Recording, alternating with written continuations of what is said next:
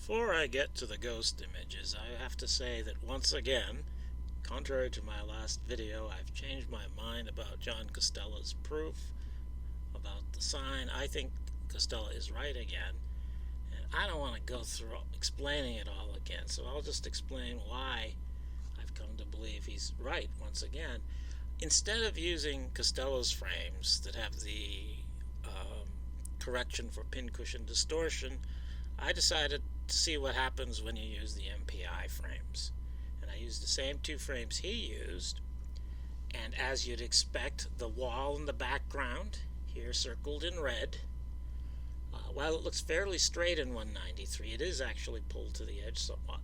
But in 228 it is very much pulled to the edge. It's very obvious that it's being distorted by the pincushion effect, because these frames are not corrected for the pincushion distortion.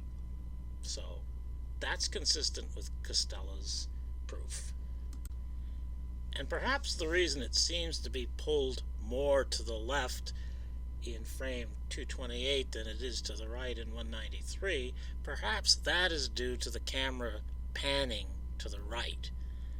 So it may be this, I believe it's called a parallax effect. I don't understand it technically, but I believe we're probably seeing both effects here. That's both the distortion and the camera motion effect, and that's why in 228 it's more distorted than it is in 193. Also, it's a little closer to the edge of the main frame there, so that probably makes it a little more distorted too. But with the pulls, we have very little distortion at all. I think there's a slight amount, and perhaps that's also due to the camera motion. And that would be consistent with the problem I had with Costella's proof. Was I thought the camera motion explained the pulls as well as that wall in the back. But when you take the correction out, the sign distorts far less. So it must be that the sign is distorted in the Costella example because he removed pincushion distortion, whereas here it should be distorted more because the pincushion distortion has not been removed, and yet the sign barely changes at all, or at least the pull barely changes at all. So I think that has to mean that the sign was altered after the photography had been made in the real world, that this sign was changed.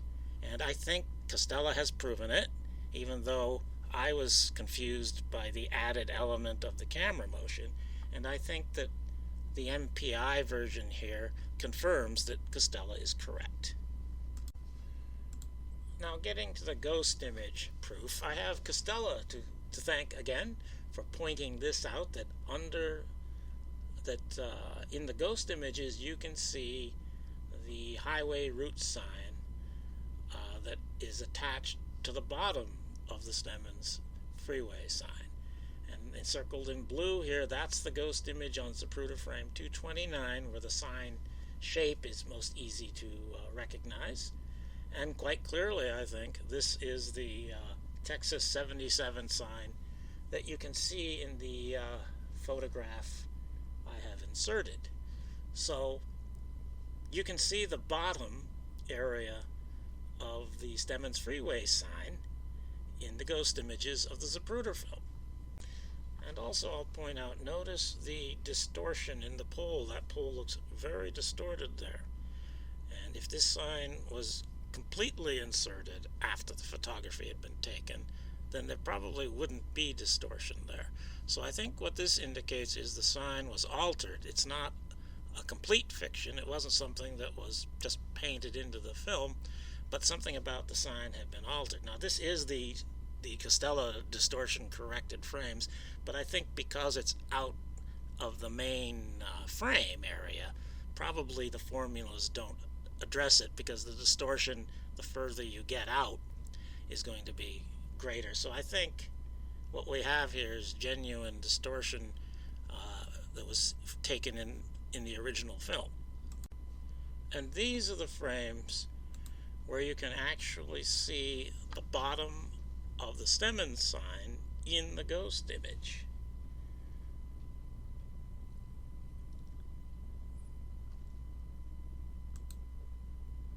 use this instead, where I draw a red line along the bottom of the sign. The top part there is actually the bottom of the sign seen in the ghost image.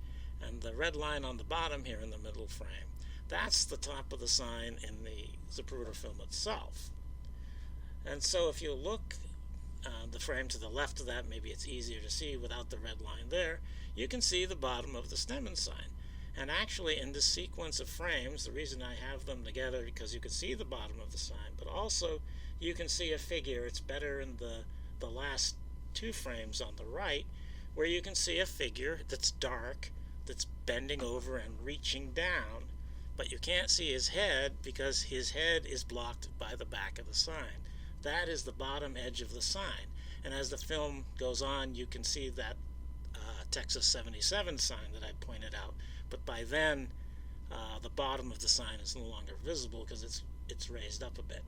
So here we have the bottom of the Stemmons sign in the Zapruder film Ghost Images. And notice the directions of the lines. This is a rectangular sign. Camera perspective will cause it to not be perfectly parallel lines, but the lines should be almost parallel, and clearly they're not parallel. The bottom of the sign is not parallel to the top of the sign, and since the bottom of the sign I don't think has been altered, that means the top of the sign was altered, and it was altered without consideration for pincushion distortion, as Costella proved. This is a Pete Barnes photo, Dallas police officer, taken during, I think it was a Secret Service reenactment, and he's standing on the Zapruder pedestal, looking in the direction of the sign, and I'm going to use the sign in this image. And here I've put the Pete Barnes sign next to my ghost image signs, and while it's not a perfect match to the direction of either of the Zapruder film lines, it's a better match to the ghost image sign bottom than it is to the top.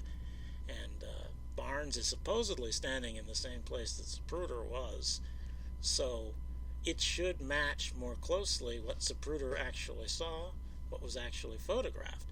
And so this, once again, this reinforces the idea, it corroborates the idea that the bottom of the sign in the ghost image is the original Stemmons sign, whereas the top is not. The top of the sign was altered.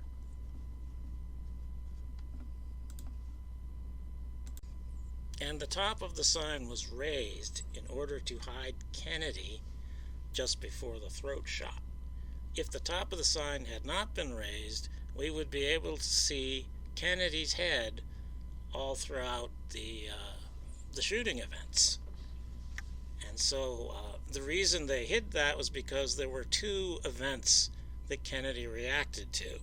And the second event was the shot in the throat. And if we could see Kennedy's face during this entire period, we would realize there were two events that he was reacting to, and that one of them was not a gunshot, but it was something else that he was dramatically reacting to. And so the editor had to raise the sign. And the reason the poles don't distort is because he had to put new poles in. It's much easier to just put new poles in there in the image than it is to add another foot on top and make it look like you didn't add another foot on top. It's much easier to just put in a new pole. So the poles don't distort significantly because they were added after the photography or after the main photography. They may be real photographic images. In fact, they probably are. And the top of the sign doesn't distort because it was added after the photography. Now, one apparent problem with this theory is that if the sign was made higher in the film to hide President Kennedy, then it should actually look lower in real life. And here I've the black and white photo here is from the Pete Barnes photo, standing where Zapruder was standing. And of course the color is from the Zapruder film.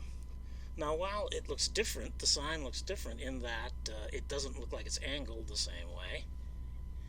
Nonetheless, the Pete Barnes sign looks just as high as the sign is in the Zapruder film, and this would tend to contradict my theory here, because if a foot was added on top in the film, then it should be a foot lower in the Pete Barnes photo, and it isn't. So, in order for me to be right, the sign would have to have been raised a foot after the assassination. I think there's another photo that shows this. I'm not sure now, but the large photo here is a Cancelare photo in full frame.